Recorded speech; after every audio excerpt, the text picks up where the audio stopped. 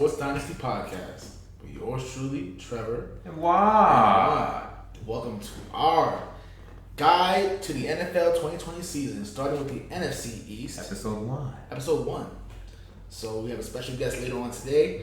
Our friend Julian Anthony Rodriguez, an old coworker of mine, who's a huge Giants fan. He will give his take on where his New York Giants stand for 2020. So can't be looking forward to that. Can't wait to hear from him. Yep, you'll be hearing that right after our own analysis. Yes. But he takes over the floor. He takes over the entire conversation we had with him. And one of you guys will be able to have the same opportunity as him. Yes. So listen to it and see how he gets everything done, how we treat him, and then that could be you guys. Yes. So like I said, we're easy to find. As usual, we got the Facebook group, we got the Instagram now, we got the Twitter.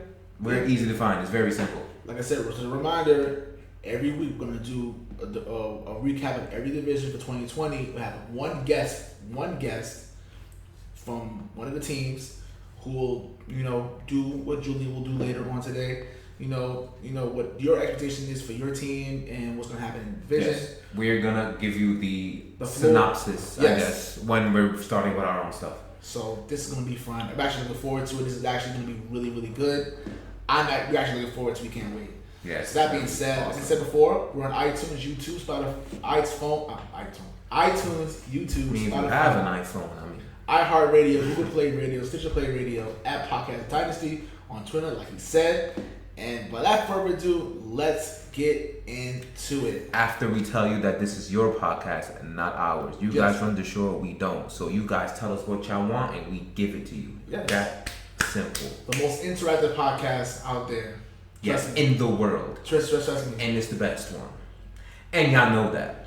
Otherwise, y'all wouldn't be here. Yeah, for real.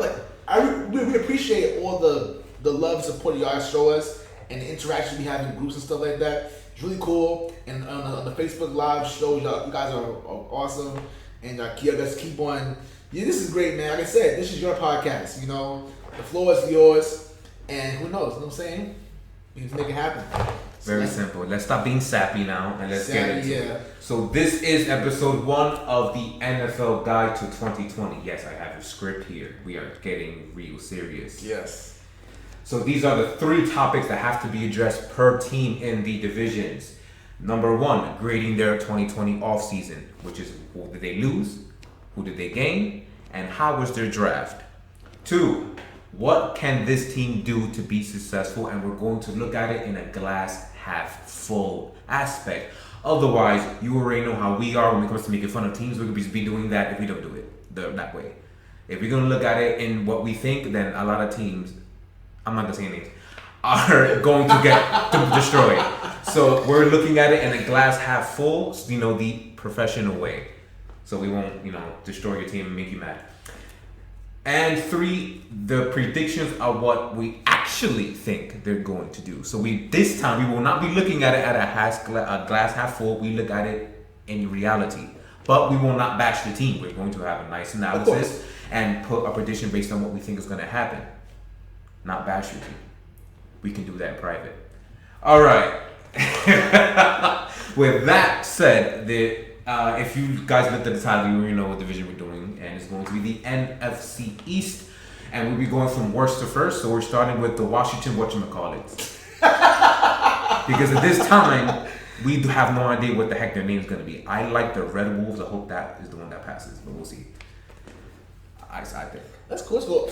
As long as you keep the color and let it be, because you know how in Washington they really, really like the HTTR, the hail to the whatever it is. That means, their song, that means the world to them, to that fan base. So as long as you stay with the colors and you stay with that, and hashtag whatever you want to call it. With their anthem. Their anthem. Keep that. As long as you be able to keep that, fine, because that means the world to them.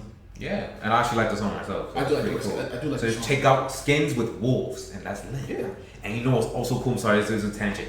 Dude, if they change it to wolves, they could freaking howl, bro. That is fire. It's fire. And go, especially that's fire. I want that. Especially when the Cowboys come to FedEx Field and it's completely. Oh, this will be great. That'll be great. I like it too. Red Wolves. Let's go Red Wolves. Well, I like that. As of right now, they're the Washington whatchamacallits. So they're off season. So let's go through what they did, or at least the highlights of what they did and whatever. So they traded Trent Williams to the 49ers. He wasn't going to play for you guys anyway, so it is what it is. You might as well have cut bait. Yeah, basically. So you will be counting basically on an offensive tackle named Shadiq Charles, who you drafted. He's from LSU, and I got a lot of Pro Football Focus grades in here to help out with a little more understanding how good they may or will be. So I have here. So he had a 70.4 PFF grade, which is actually a good grade. It's not the greatest, but it's a pretty decent grade coming out of college. They traded Josh Norman, who had a 45 grade last year. I don't think we need a PFF to tell us how whack he was. Yeah. But yeah, they traded him to Buffalo. You guys completely revamped your tight end core. You've lost Jordan Reed, Vernon Davis, and Jerome Cunningham. So you have no tight ends outside of Jeremy Sprinkle. I think his name is Jeremy Sprinkle. Who Dwayne Haskins actually kind of likes. So, because I watched a lot of tape. They have a nice connection together. So that's their main tight end as of right now. You have Ron Rivera, a 2-time coach of the year. Which is a great pickup. It's better than what you had before. At least you have some type of successful winning culture because coming your way because Bruce Allen, obviously with how he's been, first of all, how he was there that long is horrible. There's no culture there. At least you'll have somewhat of a culture you can build on. He's been to a Super Bowl, 2 Coach of the Years. He knows what he's doing. Yeah. And I think this is what this. Hopefully he'll be better than Jay Gruden. Hopefully. As for someone that actually liked your team, Chris Thompson's gone, but you did sign Peyton Barber. And then you drafted another running back called Antonio Gibson, who's, from what I read, from the research I've done, he's going to be a bigger Chris Thompson. So you guys will probably be okay. You franchise tag Brandon Sheriff. Good job. You signed Ronald Bobby from the Eagles, and he had a worse grade than Norman. We'll see how that goes. But you also did sign Kendall Fuller, a new Super Bowl champion from the Kansas City Chiefs, with a 70 overall grade in PFF, which is not bad. You signed Thomas Davis, who's one of the Panthers players back when Ron Rivera was the coach. So you guys have a base. You basically have another coach on your defense now, who knows Ron Rivera's system. So that's very, very good. You guys drafted, who might be a steal, wide receiver Antonio Gandy Golden from Liberty, who had an 89 grade according to PFF. He mossed people, and he's a pretty. He should be a good compliment for Terry McLaurin, because God knows Terry McLaurin needs some damn help. And you obviously, the first pick you guys had was Chase Young, which was a no-brainer. Yeah, so duh. So the synopsis I have before we get into the nitty-gritty is that since you do have Ron Rivera, you already had a good defensive front. Like, watching tape from this entire week, watching Redskins tape, you guys got so much pressure. You didn't finish as much as you would want, but you guys got so much pressure. So with Ron Rivera, who is an expert at front 7 play, should make you guys absolutely sensational. With Brian Kerrigan, with now Chase Young, with Payne as your defensive interior, you guys should be absolutely golden. Right? With a new wide receiver coming in, Antonio Gandy Golden, with Terry McLaurin, Dwayne Haskins should finally be able to develop even better than he did last year. He wasn't allowed to do anything. Like, he really was held back most of the season, doing little tippy-tappy throws here and there, but he did show signs of good pocket presence and great accuracy within the pocket. So with an extra wide receiver there, he should be able to develop very well, hopefully. That should be fine. And you guys have a three-headed monster with Darius Geis, assuming he can stay healthy. He was your best back, with Adrian Peterson, the Aegis Wonder, and now Peyton Barber, who had a decent season with the Tampa Bay Buccaneers last year with a disgusting run-blocking offensive line they had. So with those three, you guys are set up for some good stuff going on offense for the most part. Your turn. Pretty much to piggyback everything right there. Also, I don't know, just pretty much piggyback everything you said right there.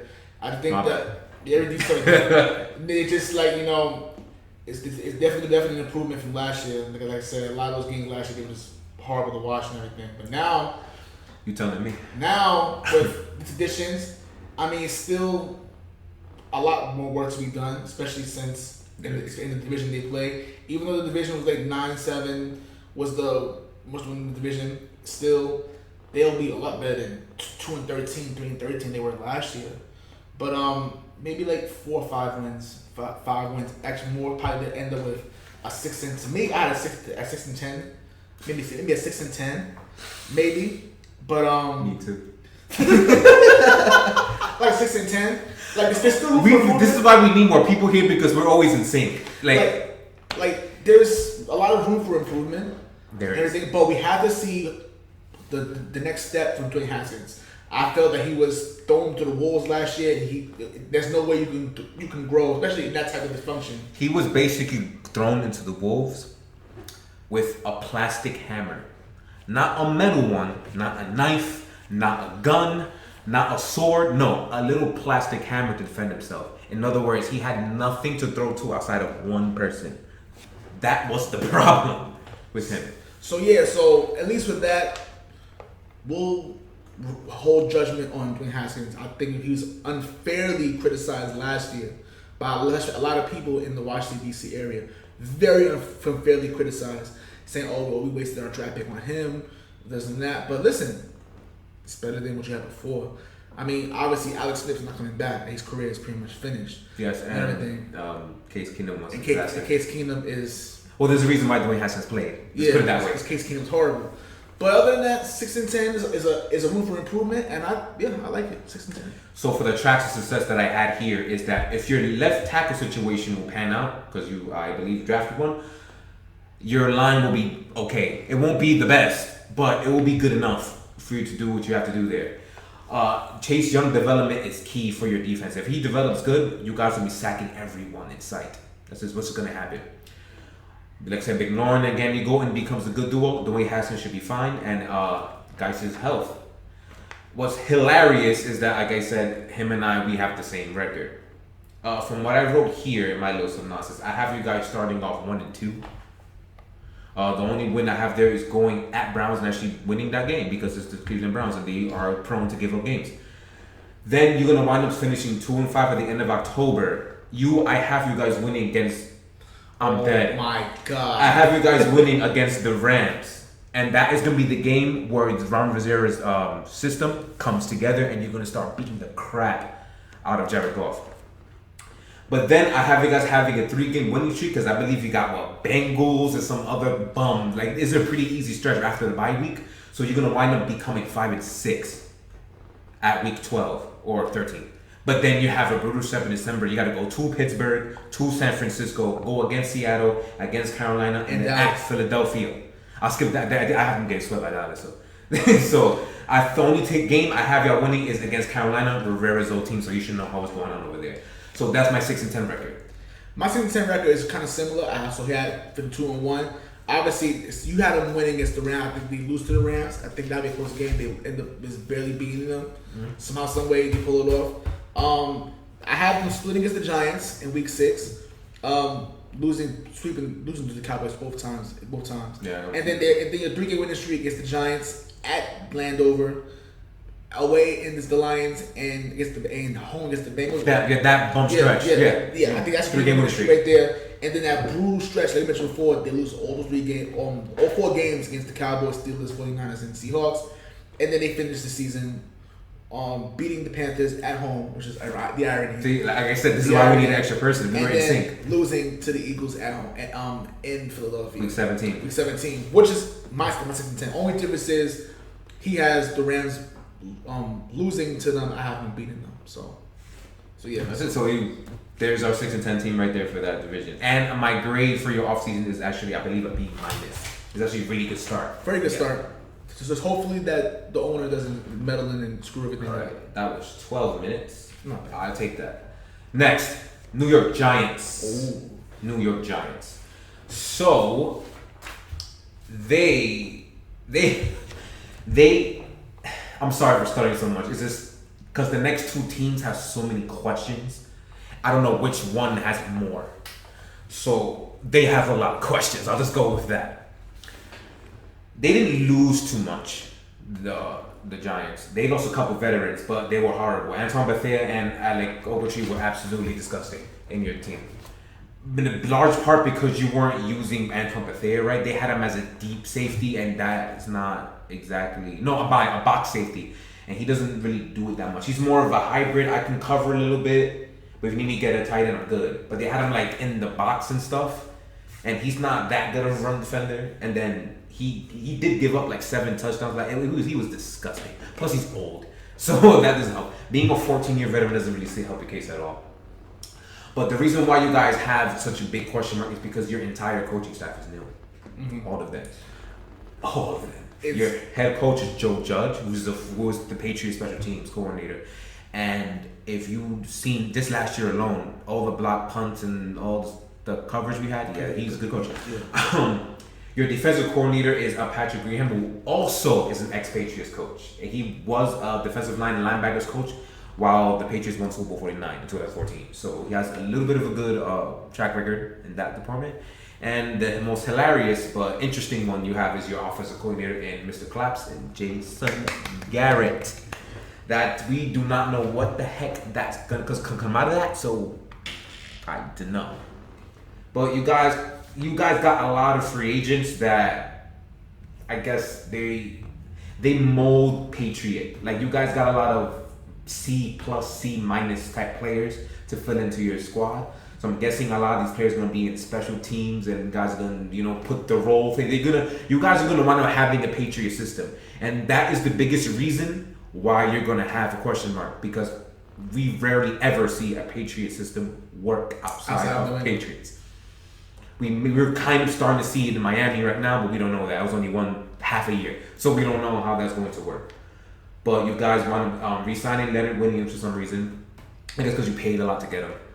You guys signed Blake Martinez out of the Green Bay Packers, but he did have a 57.9 grade according to PFF, so that's a little iffy. But he is a pretty good coverage linebacker though. James Bradbury out of the, I believe, Carolina Panthers. 61 grade is okay. And then you wound up signing Levine Toyolo, old tight end of Atlanta. He came from, I believe, San Francisco, who's a great blocking tight end, but it's actually key because God knows you guys need blocking. So that's very good there. You can go ahead and speak, my guy. Yes, as far as the coaching staff, unfortunately before, as far as the upper management, this would be your third head coach in 5 years. You have to be able to give the coach a chance to grow. I feel that, Pat Sherman was trash anyway, and I don't know how he got the job anyway, but I do feel that, I don't know either. That's a good question. I don't know why he was picked. I don't know why, but that's neither here nor there. I think with Joe Judge, people, when they first hired him, they said, wait, Joe Judge? Who the hell is Joe Judge? Always is another Patriot assistant getting a job. All these special teamers and everything. Listen, like Juan mentioned before, Patriots had the best special teams unit in the league last year. You know what I'm saying? And also, people think that because you're a special teams coach doesn't mean everything. John Harbaugh. Thank you. Won Coach of the Year last year, won a Super Bowl, and he's a special teams coach, one of the best coaches in the league, special teams guy. People forget that special teams is a very vital unit on the football team. Yep. Very vital. If you have a strong special teams, you are going to do very well and take pressure off the defense and even the offense too, but particularly it's gonna go well. So that's my thing right there. Just give them a chance to really let them grow and everything. Now Dave Gettleman, my opinion, he's on the hot seat. I think if they don't do well, I think they'll cut bait with him because, it's why not. This is why I got a question saying, listen, the Giants, the last 7-8 years have been one of the worst ran franchises in the last 8 years, right? So you have to, the old stuff, the things you're able to do when you were successful, apparently they haven't changed with the times. You have to change with the times. It's a new style of play now. You have to at least, give them a chance. That's just me. Other than that, we'll continue from there. Yeah, let's go with the draft. Drafting Andrew Thomas in your first pick, who had a 92 grade in PFF, which is absolutely sensational. Very, very good tackle from Georgia. Then they wound up drafting Xavier McKinney, safety from Alabama. Love the pick too at second round. Yeah. He had 86.9 grade. Again, absolutely sensational. Then they drafted offensive tackle named Matt Pert out of UConn, who actually had a 90 grade in PFF. So you may have got a nice steal there in the third round. Then you got up drafting safety Darnay Holmes out of UCLA with a 61 grade, not the worst, but I've heard good things from him, and you might hear good things from him in the conversation you're going to hear in a few minutes. And the next big pick, at least, because they drafted a lot of linebackers and stuff for going in the last few rounds, probably special teamers, or maybe some will blossom in the thing. But for the 5th round, I believe, you pick guard Shane Lemieux out of Oregon, who had a 76 grade off PFF, but 76 is not bad at all. Nice guard there. You guys really like to draft in bunches, I see. You guys got 3 linemen here, and I believe 3 linebackers after that pick. I see what Gettleman's doing. That's why I don't think if they suck this year, I don't think he'll get fired yet, because they know that he has a plan. But that's up to the Moore family, the owners. So it's up to them. But I think they're gonna give him they're not gonna think about firing him. I think it's gonna be after next year. After 3 years, if you guys don't show a signs of improvement, I think that's when it's gonna be gone. Absolutely. I think this year he's safe, because you look at the roster. Like, what the hell are they supposed to do with that? And you have a new coaching staff. You can't fire the GM already, based off of what what's going on. Let's see what he comes up with. So I think after 3-4 years, that's when they're really gonna cut him out. But I don't think he's gonna be gone yet. But I already see the frustration coming out of all the fancy stuff. So I get it. I definitely understand. It is really hot in this room, by the way, guys. Yes, it's very ridiculously hot. If you see my head shining, that's sweat. And I'm sorry. There's not much I can do about that. Let me see what else we can say before we go move on. Let's maybe hit a lot of things. So my tracks of success, you can look at it. The high for success, the players basically have to buy into Joe Judge. Mm-hmm. What's going on in Detroit with Matt Patricia is that no one buys into him. And that's why he's inevitably going to fail, most likely. No one buys into him. That's Derek Slick. So they need that to happen in order for all this to come together. If they don't buy into the coach, this is all for nothing. Yeah. Basically. McKinney, Gozart killing, their secondary is going to be massively improved off the get-go. They need both Andrew Thomas and Lemieux to work out in their offensive line. If they work out, those are 2 big holes plugged in the offensive line and will actually save the lives of Daniel Jones and Saquon Barkley. Because that's their biggest problem on offense. They've drafted quite a lot of linebackers, and that was, to me, not just their secondary. I think their linebacking core was absolutely dreadful watching tape. Guys, they were never in the right spot, and they could never complete tackles. They were pretty pathetic. And so they drafted and invested a lot of capital and a lot of cap space on linebackers this offseason. At least half of them have to work out. If half of them work out, you guys will be greatly improved.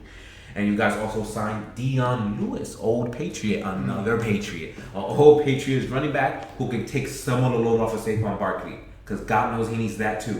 And he's a great pass catching back. Which, when I noticed in watching tape from Daniel Jones, is that the play callings, it is Pat Shermer, but the play callings was so vertical and stupid when you have no offensive line. They never gave him a real safety blanket coming off the flats or off in the middle, which is asinine. So with Dion Lewis coming in, especially on 3rd downs, you'll be able to catch a quick out and get a quick first down for you guys. That's basically what Dion Lewis is, and that's what y'all need, basically.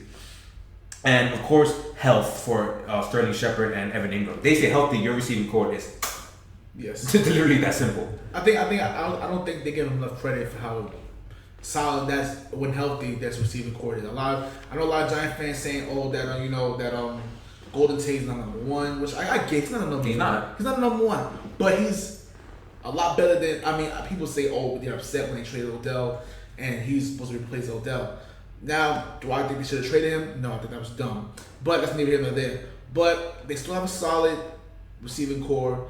When given time, Daniel Jones can, throw the ball up. Because last year, when Eli was able to play, when he was playing early in the year, he couldn't throw the ball because partly because his arm was shot, but it's like he just couldn't get find them open. The receivers wide open and you just can't get to them. So, Maybe in the floor. Yeah, so it's like, So Daniel Jones being able to come out the pocket at the same time helps the pop. So, you can only go from there, which is why I said that I know a lot of people say don't have high expectations for them. I still think they're a 7-9 team, at least 7-9. 7-9. Which is better than proving 4-12 from the year before. No, they were worse than that. Or 3-13 like that. Yeah, I think that's what they were. I'm saying my thing is I think they're gonna start off surprisingly at a 2-0 when they'll beat the Steelers and the Bears. I think they'll pull those two out, and then from there they just lose. They lose straight to the 49ers, Rams, and Cowboys. They'll split one with the Redskins. They'll split with the Eagles, and then pretty much the games that they need to win, like against the Bengals and the Cardinals, they'll pretty much put them out. So that means having that 7-9, which is an improvement. And I think with this is a 7-9 record, I think as Juan said, Gettleman will be safe at least for this year. But we finally deferred. Really? Yeah. After looking at their schedule and the question marks that they have and the lack of defensive roster that they have, I don't think they're going to be much different than last year, now that I think about it. So, unfortunately, some of you Giants fans, your worst fears will come to light. You guys, I have you around a 3-13 to 5-11 record, just like you guys said. I know, was it last month? Yeah. We were trying to make them feel better. I'm sorry, I lied to you. I'm sorry. Yeah, I was like this. I think, and they have a very tough schedule. It's a schedule anyway, so maybe the 7-9, they probably lose 2 games less. But I still think those are winnable games they have there. So like 7-9 is pretty right there. The difference between your schedule and the Redskins schedule, because you guys virtually play the same thing, is where the games are placed. The Redskins have like a stretch or two when they have teams just as bad or even worse than they are. You guys don't have that luxury in your schedule. Everything is pretty brutal outside of maybe one game. You have one good game in between, two juggernauts. I don't know what to tell y'all. They didn't really do y'all well on the schedule. So the reason why I have you guys in a bunch is because there are some winnable games that I just don't know what to pick. So that's why I picked 3-13, 5-11.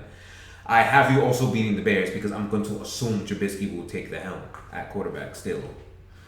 Oh, wow. Okay. And we'll be getting to them next week.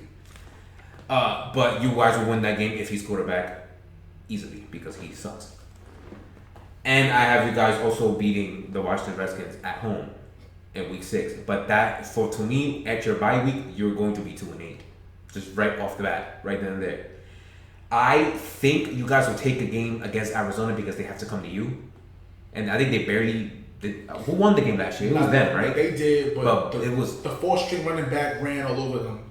It was Keller didn't have to do anything. The running back literally took him out of the game. I'm saying, I believe your roster will be at least improved enough for that to not happen again, even though you will have to deal with DeAndre Hopkins now. But I think just because of the West to East thing, I think you guys will take it. You guys will be good enough to take one. And the plus size, they're not on a juggernaut team. Like, they're improved, but they're going to give up a stinker. And that was probably one of them. But you do have winnable games. At Cincinnati, you should, I don't want to say should, but you could win that game. Again, against Dallas week 17, you might actually be able to win that one. So you might be able to take spoiler on them. It's very possible. I agree. So those are the 3 to 5 games I have you guys winning, but I don't really think you're going to win more than that. So, yeah. Sorry. Yeah, we finally deferred. Oh, and your off-season grade I think I gave you like a C. I gotta find it. My bad. The script. Yeah, C+. You got C+. Since y'all didn't prove y'all got anybody to really improve your team that much outside of like the first two draft picks. So I don't know what to expect from y'all. So I gave y'all a C+. So it's not a bad start, but we'll see how it goes. I like Redskins start better.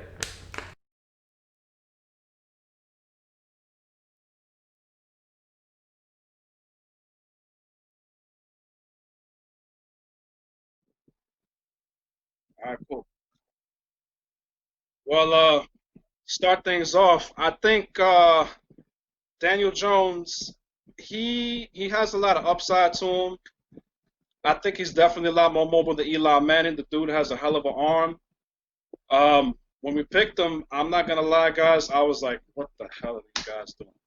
And Boston, you even mentioned it a few weeks ago. The Giants, they've been terrible as far as how they've been run in terms of the organization. I'm like, yo, what? Can we get some stability here? Can we take a page out of the Patriots book and get some stability here? Like, come on, man. And honestly, look, I'm a Giants fan, but I look at the Patriots. I said, yo, from 2001 through 2020 of sheer dominance, bruh. People, other teams need to take notes from the Patriots, man. Honestly, all my dislike for Boston sports aside, the Patriots are the gold standard, and I feel like with Joe Judge coming in, I feel like he's a no-nonsense type of guy. He's gonna get these guys playing hard, fast, physical, no nonsense, and I like that about him. You know what I mean? Now, he's unproven, so I'm a little skeptical in that sense, but hey, man, if we could get somebody that could say, I want it done this way, and if you're not going to play this way, you get out, then why not? All right.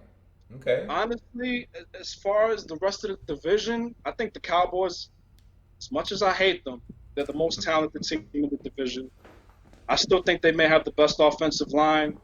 The Eagles, I would say, for some reason, I feel like they're gonna still sneak into the playoff hunt, and somehow, some way, they might get in the wild card. The only thing I would say about them is Carson Wentz. He's a little shaky, man. That offensive line will protect him. He's pretty much out for the whole season. Washington, honestly, I think they got a pretty good defensive line. I mean, they added what's this guy from Ohio State? Chase Young.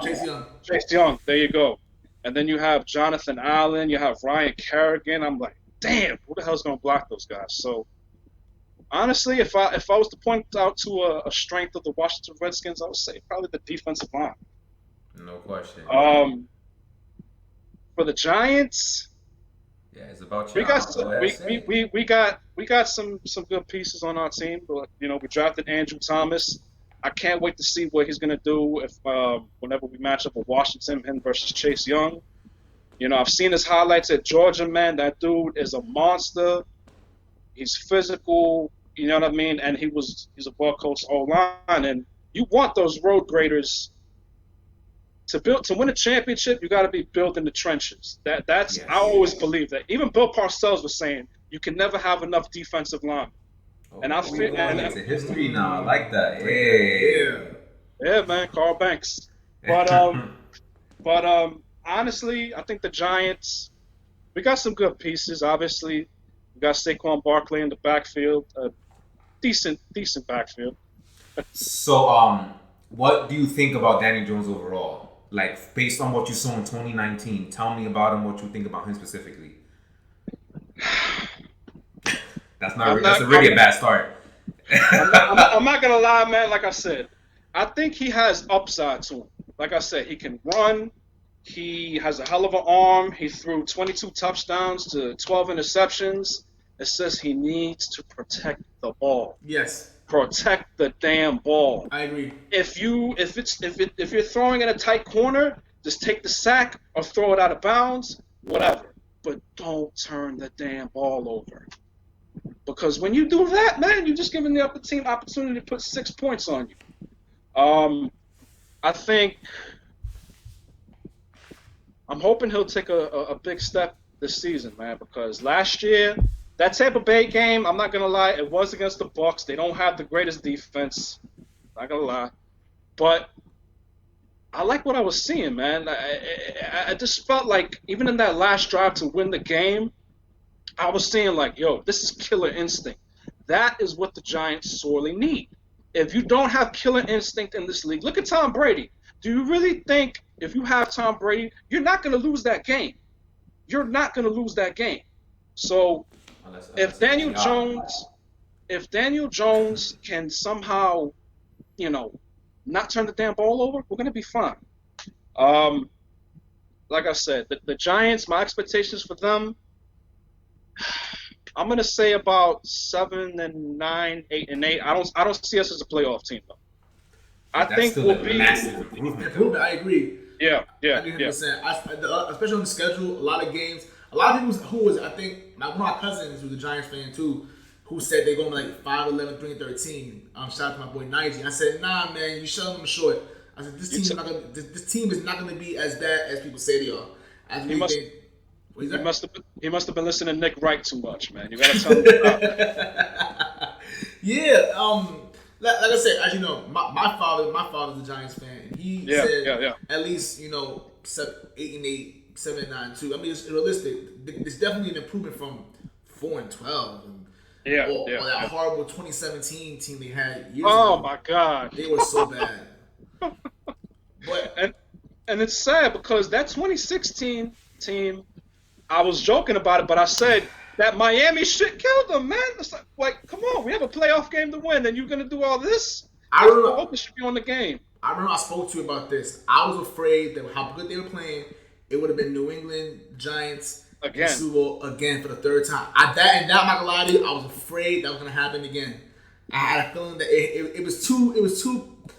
The story was too perfect for them to expect to happen. Yeah, yeah, yeah. So I was really afraid of that, and how Dallas is. But then it was like, Dallas, number one seed in that division. I'm like, yeah, they're not gonna last. They're gonna end up getting Yeah. beat by y'all anyway. So it's like, it's crazy because we talk about in the last 10 years for the Giants how, because like I said, people say, oh, they're a story franchise, and honestly, they were a story franchise. The last 10 years, they're one of the worst. They were one of the worst ranked organizations in the last 10 years, behind Specifically the last 6. Yeah, in the last decade, yeah. 7 years, yeah. Because they Yeah, I agree. do have one ring this decade, so it's like it's kind of hard to say they're shit when they do have that under Lombardi. But And what do you think about Dave Gettleman going forward? Like, do you think this is his last year? If they don't turn the corner now, do you think he's done, or what do you think will happen with him? that's a good question. Honestly, the Giants, if they go 7-9 or 8-8, I think he might stay another year. But man, if the Giants, like I said, if they go 8-8 this year, and God forbid something happens, they go 4-12, 3-13, he's out of here, bro. I don't. And Boston, I'm very vocal about David Gettleman. I don't like him, never have. But I do like his philosophy of defense wins championships, and obviously with the Patriots, their defense got hot. They shut down the Rams, and to this day, no matter how finesse you try to get on offense, defense will always win you championships. Okay, the Giants in 2011, that was not a great defense by any stretch. But once they got red hot and the defensive line was starting to get after it, you saw what they could do. And it was the same thing with the Chiefs too.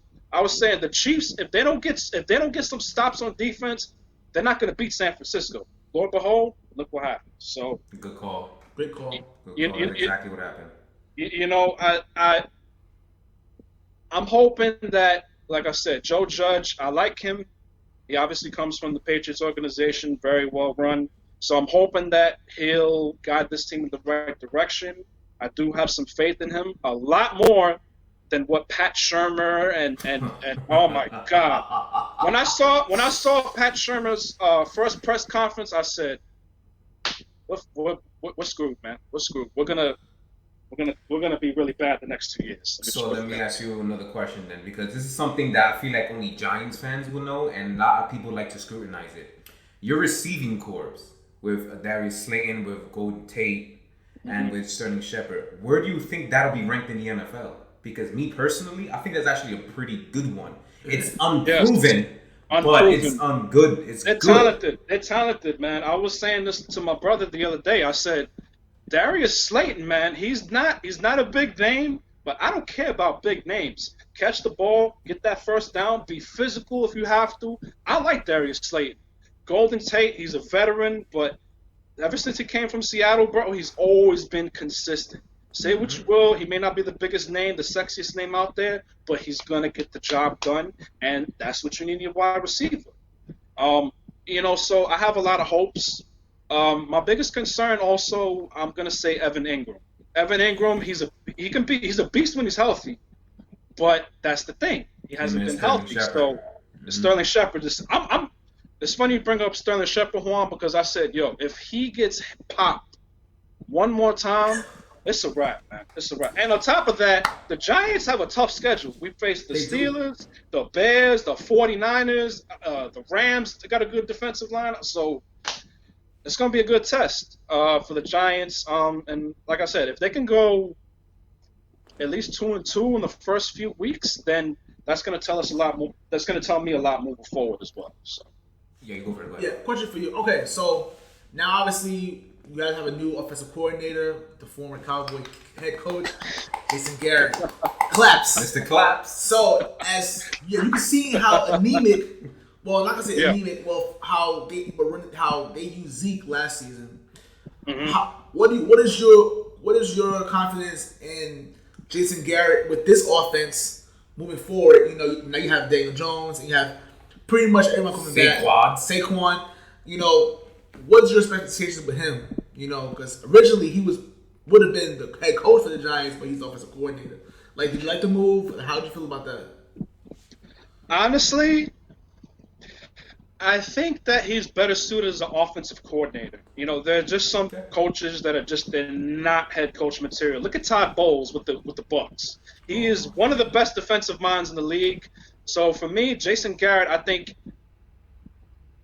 he's not the greatest coach. I definitely agree with y'all. He was a terrible head coach with the Cowboys. At the beginning, I was like, oh my God, why are we bringing him here?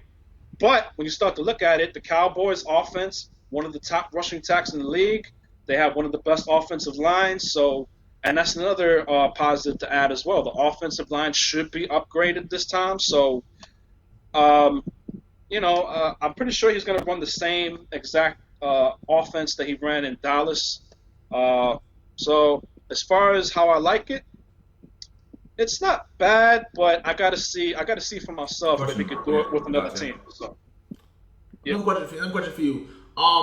In the draft, in the second round of the draft, they actually hit a home run with Xavier McKinney, who me and Juan wanted in New England, and when you guys picked him up, we wanted him badly. Him and Grant Delpit, one of those two were available. We could have went there. So they had troubles in the secondary last year. They were one of the worst secondaries in the league last year. Now you have someone there who can. I think is a perfect system for him. What do you feel about Xavier McKinney? And on top of that, hold on. Let's just go off through the entire draft period because I would like you to also grade your draft really fast. Wound up drafting Andrew Thomas first in your draft. Then you got Xavier McKinney second round. Then Matt Pert, another offensive tackle. Then Darnell Holmes going to be his cornerback that you drafted. And then Shane Lemieux, guard out of the University of Oregon. So what do you think about your entire draft? Plus, how do you think your two secondary picks, and you probably had more, but that's in like the fifth and sixth rounds or whatever. But besides that, how do you think that will bolster your entire team, your secondary, offensive line, et cetera, et cetera? Gotcha. Okay. Well, first off, I love the Andrew Thomas and the Shane Lemieux picks, man. I've seen their highlights. I've watched some of their tape.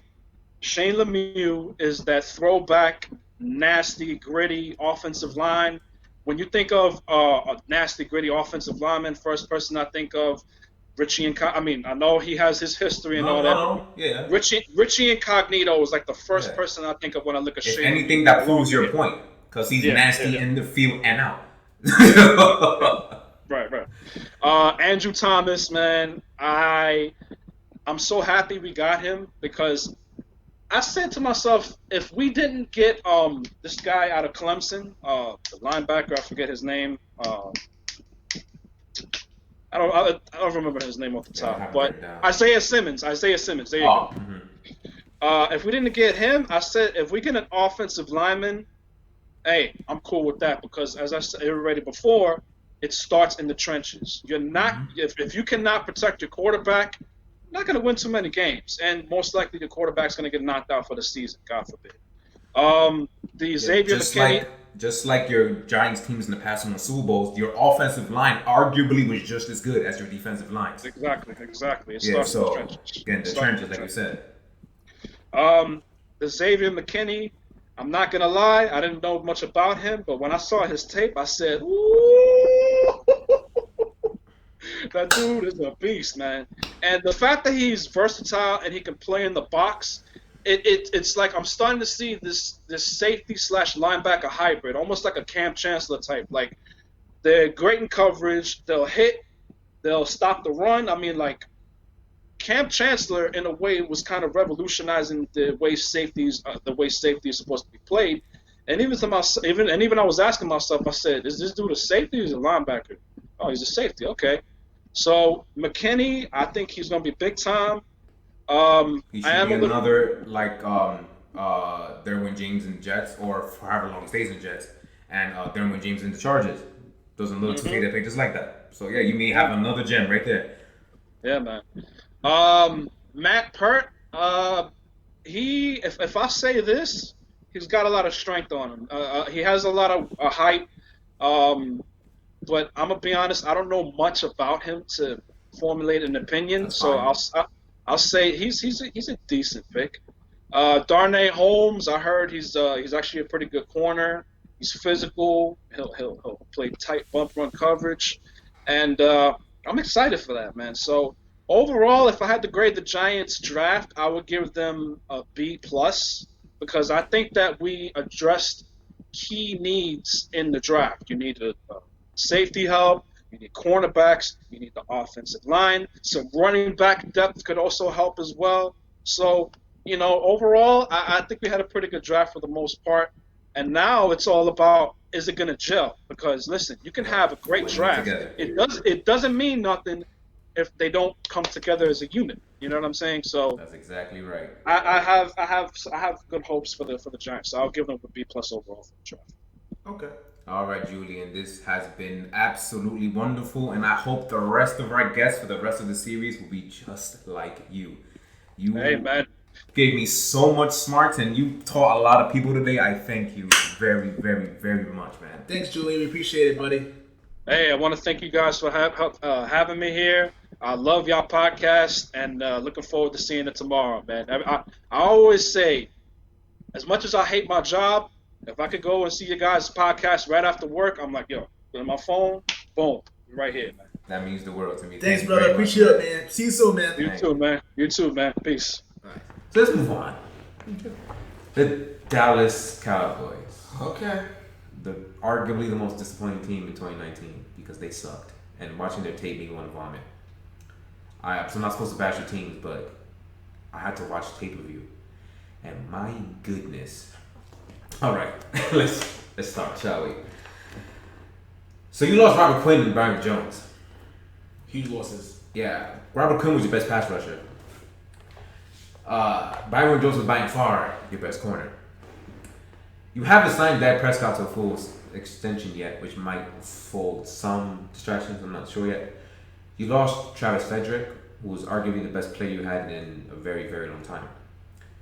You did extend Amari Cooper to a 5-year extension, which I'll get to. You did hire Mike McCarthy, Super Bowl winning and proven head coach.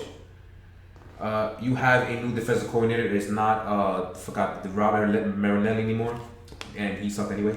You guys have a new defensive coordinator called Mike Nolan.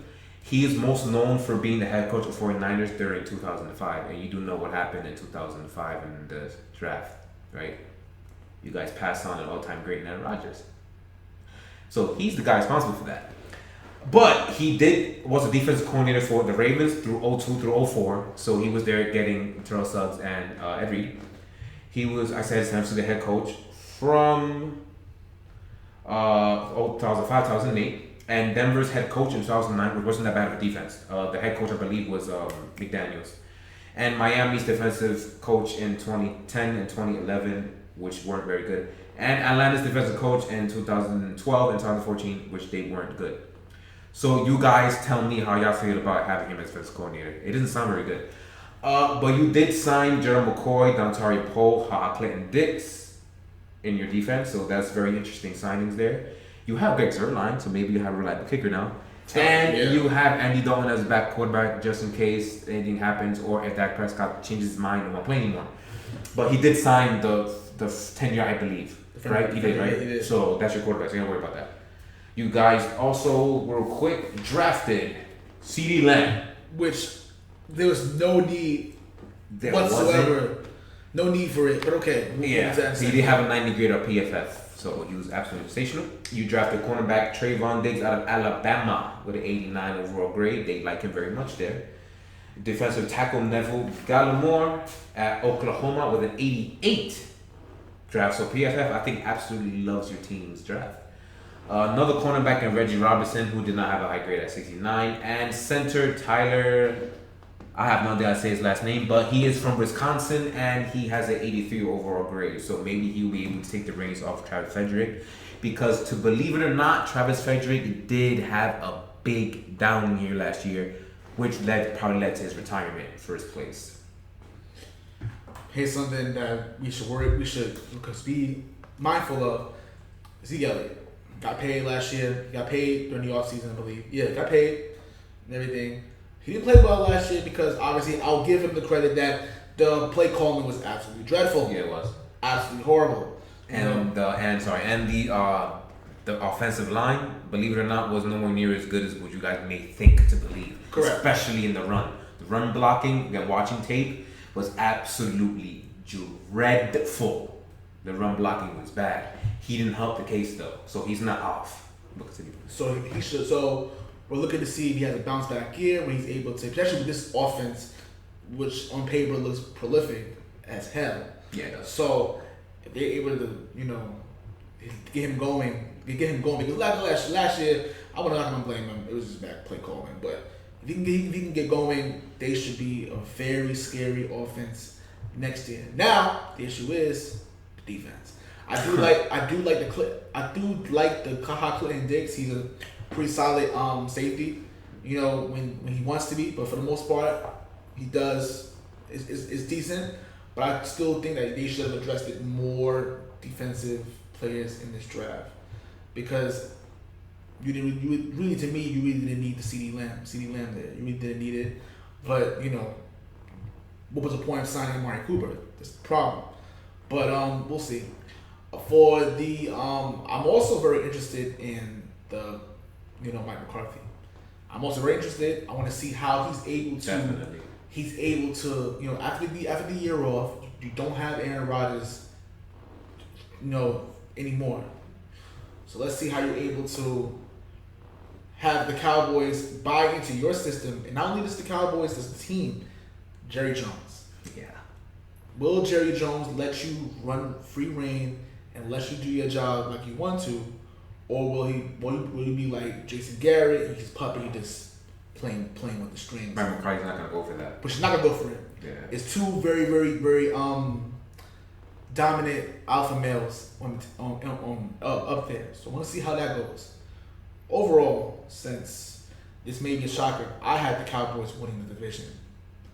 Not only winning the division, but possibly a number 1, number 2 seed in the NFC. Yeah. The standings don't matter right now. We'll get to that in September. But that's crazy. Yeah, I do. I believe if everything goes right, only because the schedule they have, since they finished second, they're not playing like the division leaders in the next year. I mean, yeah, they play San Francisco, they play the division, but they don't have to play No New Orleans. You don't have to play Packers. The Green Bay Packers. You're basically playing the Vikings, and you're playing not Tampa Bay. Who's finished? Atlanta? It might be Atlanta. Atlanta? Yeah. I think so you benefit from a easier schedule that's been done. So I do think they'll win the division. So if everything goes right, they should win the division. Whatever. But that's my take. Yeah, the biggest question is definitely the Mike McCarthy thing. It's him and Dak Prescott. Will they be able to get along and will be able to coach Dak Prescott to newer heights? McCarthy is actually known for quarterbacking coaching, so he more than likely scenarios that he is going to be able to make Dak Prescott better. He coached Aaron Rodgers into what he is. He coached Brett Favre into a small revitalization because he was hot ass for most of the 2000 decade. When McCarthy got in there, he had that 2007 season, which they were 13-3, and I mean, you can't say choking because that's what he did, but that's ridiculous interception. But they were this close to beating the Giants and getting to the Super Bowl, which they were projected to do anyway. So with that, and since he was in San Francisco in the 90s, he got that West Coast system into him, and Dak Prescott actually would fit that system very well, actually, the West Coast offense. So that should be fine. The biggest problem with Dak Prescott is actually his pocket presence and accuracy from what I saw on the tape. When he rolls out, he throws missiles and darts. He's very accurate, but when he stands in the pocket, sometimes he throws too behind, doesn't throw enough, which cost him an interception like against New England. He dared to mess up a throw against Stephon Gilmore, and he paid for that dearly. So like stuff like that happens. So Mike McCarthy should be able to work on his mechanics a little better, so he actually throws a little ahead of the receiver instead of way behind, so the receiver has a better chance of catching the football. So stuff like that, they should be able to work on. If that goes together, this offense will be damn near unstoppable. I mean, they may be perfect. Like, that's how good this offense, the potential could be. Defensively, all that the coordinator needs to do is to teach this defense how to tackle. If they know how to tackle, they would be good enough to win games. That was their biggest problem on defense last year. They couldn't tackle a dime. They really couldn't. Just that Minnesota Vikings game alone, Dalvin Cook destroyed them because they couldn't tackle him. Not because they didn't get in position, it's because they couldn't finish the tackle. It was literally that simple. And that is the type of stuff I saw all season from Dallas last year in their defense. They could not finish tackles. You fix that, there's a lot more stops you're going to get. They have potential to be a good team. Very, very high chance. Even with the excuse of a secondary that they have, because Awuzie, oh my God, he's so trash. He's horrible. Oh my God, number 24 is so bad. He got diced up every game I saw. He was horrible. But that's why I drafted 2 corners. So your offseason grade to me, actually, I believe, I put a C here. I might bump that up. But I actually kind of like the draft. The draft is pretty good.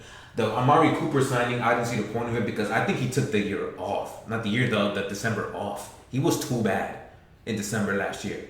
All them stupid stats don't mean a damn thing. He looked like he took the year off, and I don't respect that. So, because...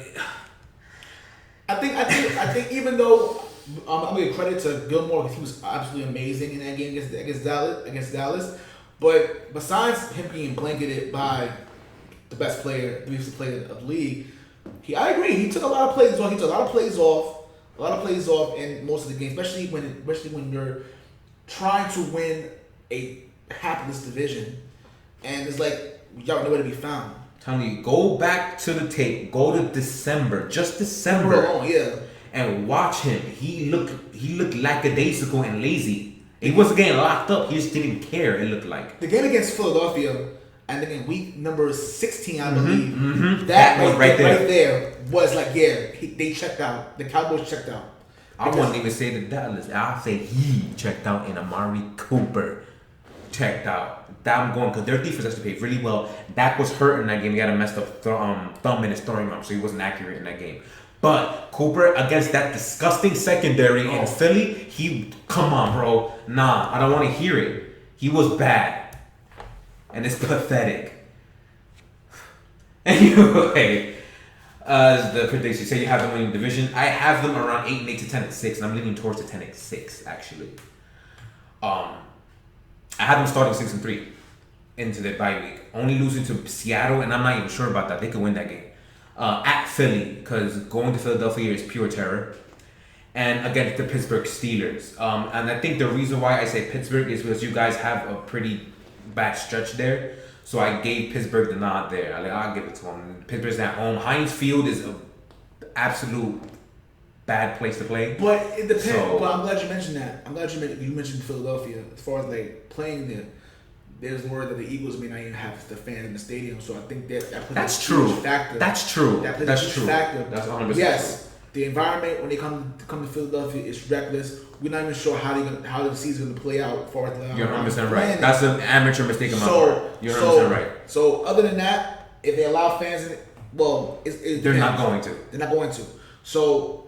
I don't know. That's why I had their record a lot higher. So you're right. Home field advantage may not even exist. It may not even matter. So that's even here. So yeah, you're 100% right about that. That messed that up. I'm gonna keep it though, just because I played it so well. Yeah. Also, they'll be going to Minnesota in week 11 when it gets a little colder. I give Minnesota that nod. Then they have to go to Baltimore, and that's not gonna be fun. Then versus San Francisco. which I have them losing those 3 games, which leaves them at 9-6, and they'll be playing the New York Giants at week 17. So that's where my question is: will you be 8-8, 9-7, or 10-6? I'm not sure, but I believe if you do what I think you're gonna do, you'll be 10-6 and be hitting at least a wild card spot or division. So Dallas will be a lot better than last year. In other words, Yes. basically. And the final team, which won't take very long, the Philadelphia Eagles. A lot of question marks there too.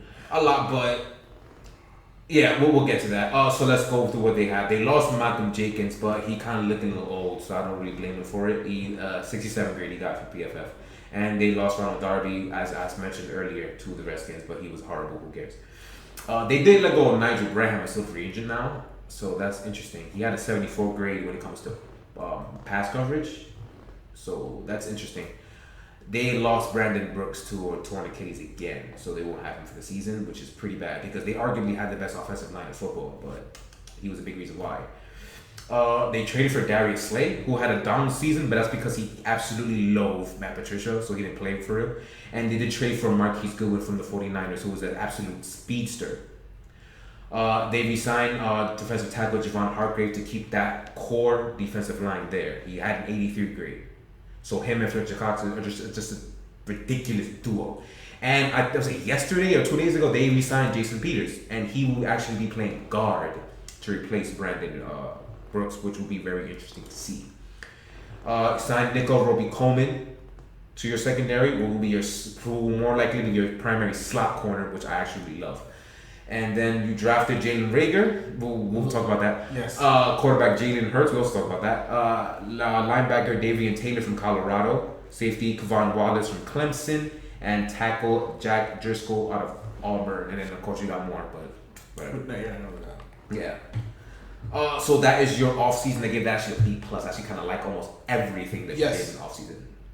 I thought them trading for Marquise Goodwin was much needed because what's his guy name? Alligator Arms, Aguilar are horrible. So at least you got help, but especially with Jalen Reagor, which we'll get in a second, which I really love the Jalen Reagor pick. I really did. Oh, I didn't see that coming. All right. First of all, honestly, we knew they were gonna go for wide receiver in the draft, the first round of the draft. When they picked Jalen Reagor, it's like, oh, people probably want Rugg. Well, I think Rugg's already picked already. There's another one there. The one the Vikings took. I think Justin Jefferson was the Yeah, Justin Jefferson, right? They wanted Jefferson, right? They really wanted him. But I said, you need to go to receiver. When they picked Jalen Reagor, I said, listen, this guy from TCU is really good. I said he's probably one of the steal receivers in the draft. He's good. He's very good. And I think Carson Wentz is going to have a great time being able to throw it to him. But the comp that people think he might have is Nelson Aguilar. Oh, my God. But the thing is that if he's good, he is what they thought Nelson Aguilar was going to be. Nelson Aguilar has hands of nothing. He has ghost hands. He can't catch a ball. But he gets open all the time. His route running and his speed is a perfect combination. So if Jalen Reagor has the hands that Nelson was supposed to have, he's going to be a massive problem. It's plain and simple. Because he has the same speed, the same route running skills as Nelson Aguilar, which is tops. Plus, he'll be able to catch the football. You know, the point of being a receiver. He'll be a massive problem. He will be probably I don't want to say the best pick of the first round, but he's going to be one of, if he can catch the football. Simple as that. I don't even want to talk about Jalen Hurts, so you can go ahead and talk about Jalen Hurts anymore. There was no need for. My only problem with them is you reach to draft him, which I'm like, there was no need to reach him in the second round. He would have been there the third, fourth round. There was literally no need for you to go even draft him in the second round. That was a waste of a pick. That's one. Secondly, can he stay healthy? I know you got him, for insurance for Carson Wentz, but both of them, which have history of injuries, to me didn't make any sense. So, as much as how well the Eagles did really well in the offseason as far as the draft for their offseason acquisitions, they still leave a lot of Eagles fans with scratching their heads saying, you always do something good, then you always find a way to do something really dumb. And I think this is really dumb. But we'll see how that goes from there. I like Doug Peterson. Pretty good coach from when he's been there. I like it just to see where he goes from there. I just stay healthy and everything will be fine. I don't know what to feel about Jalen Hurts. He's gonna be a backup, and they actually graded him in PFF with a 91 grade. So he's actually one of the best graded rookies coming out. So he has a lot of fans too. I don't watch college football, so I'm not entirely sure. I just know of him. I like them he was in Alabama. I just know that he got replaced by Tua Tagovailoa. That's the thing that gets to me. And he transferred to Oklahoma.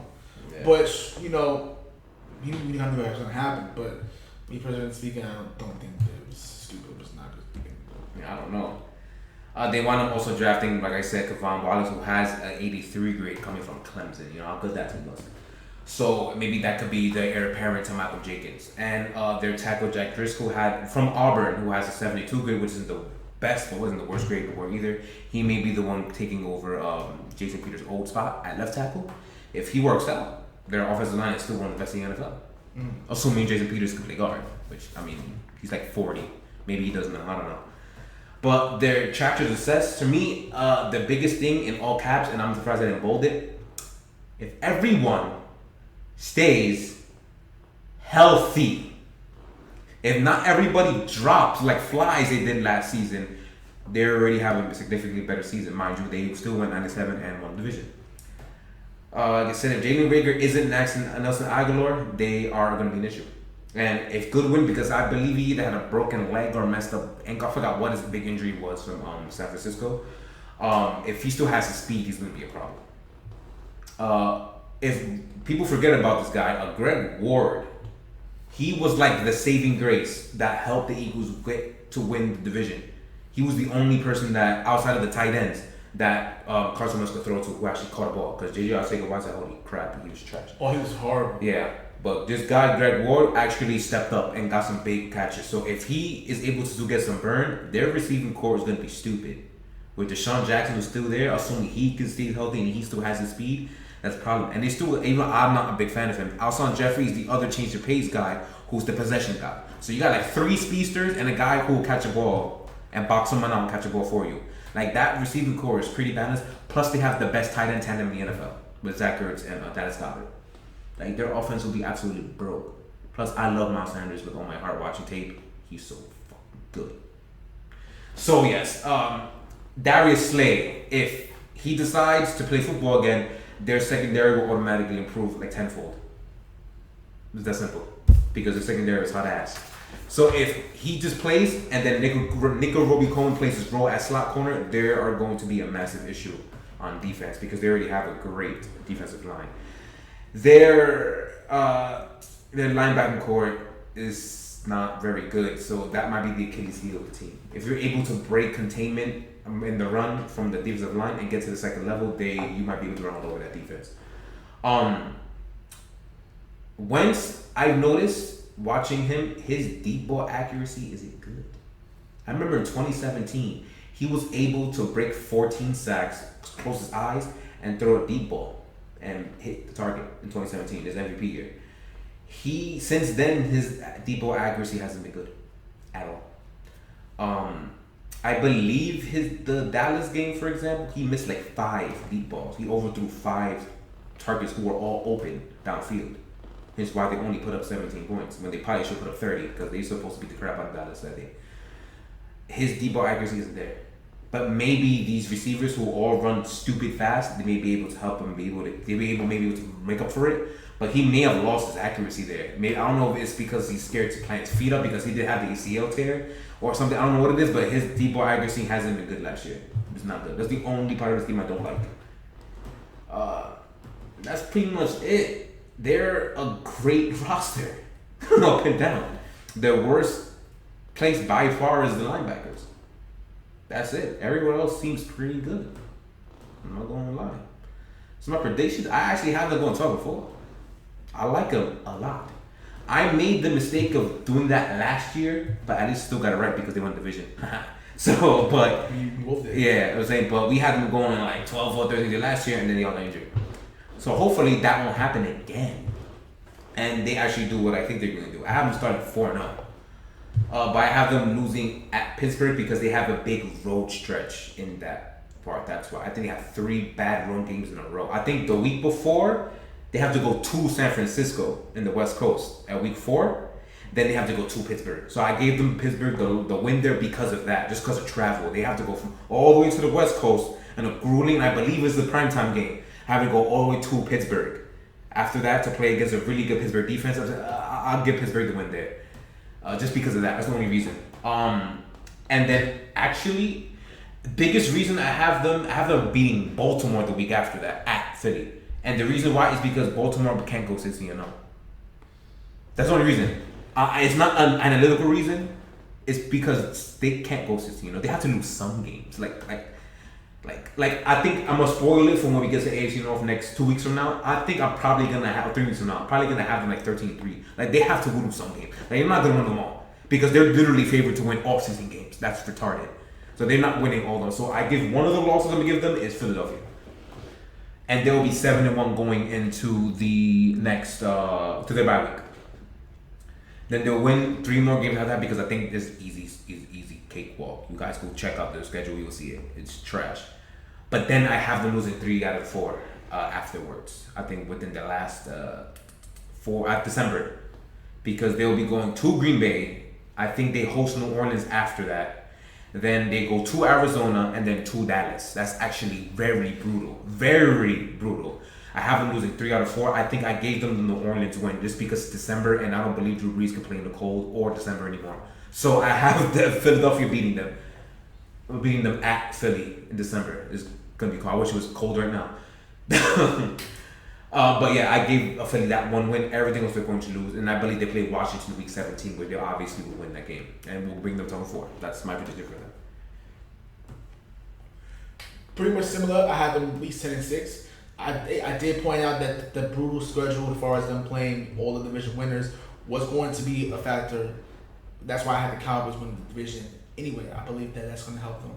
I do believe them. Yeah, going and first of all, that brutal road trip going from San Francisco to Pittsburgh is going to be it's absolutely brutal. Yeah, brutal. So it's like, you know, and it's a primetime. It's a primetime game. It is, right? That's what I'm saying. So yeah, so that's gonna be tough right there. But I do believe they're 10-6 because of the other wild cards. There's 2 wild card spots they'll get in anyway. But they're 3 wild card spots. Yeah. So you know, there's 7 seeds. Don't forget that. So stupid.